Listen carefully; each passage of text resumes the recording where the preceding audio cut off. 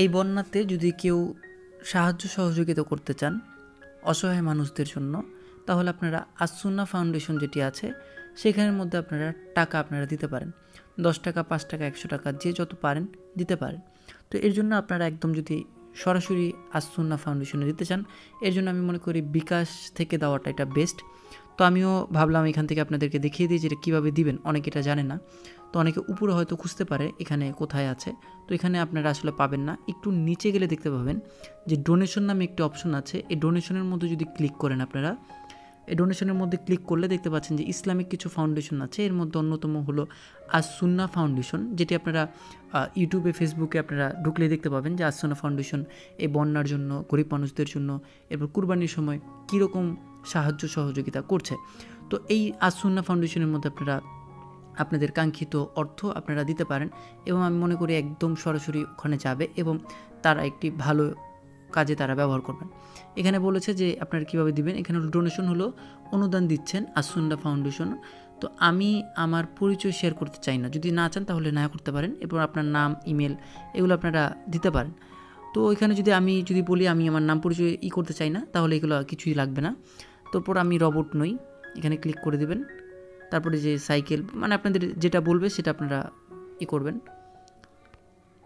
তো আমি এটাকে করে দিচ্ছি, মানে ভেরিফিকেশনের জন্য এটা অবশ্যই আসবে।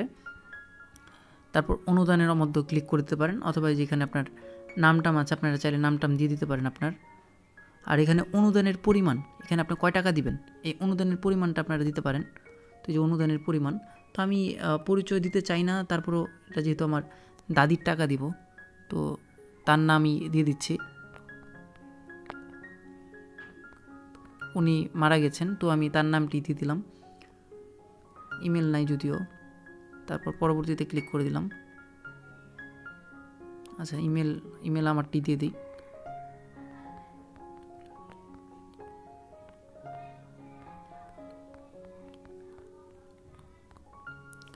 ওকে, তারপর অনুদান দিয়ে দিচ্ছি। অনুদানের মধ্যে লোড নিচ্ছে। তারপর এখানের মধ্যে আপনার পিনকোডটি দিয়ে দিবেন, আমি দিয়ে দিচ্ছি। পিনকোড দেওয়া হয়ে গেলে কনফার্মের মধ্যে ক্লিক করলে তো আপনার এখানের মধ্যে আপনার বলেছে যে মাহিলা খাতুন, মানে দাতার নাম মাহিলা খাতুন, ইমেল দিয়েছে আমার নাম, এবং পরিমাণ দিয়েছে 250 টাকা, এবং আমার অনুদানটি সফল হয়েছে। দেখতে পাচ্ছেন যে পেমেন্ট অপশনের মধ্যে আমার সফল হয়ে গেছে। এছাড়া আমার কোনো এখানে এক্সট্রা কোনো চার্জ কাটবে না। তো আমি হোম পেজে ফিরে গেলাম।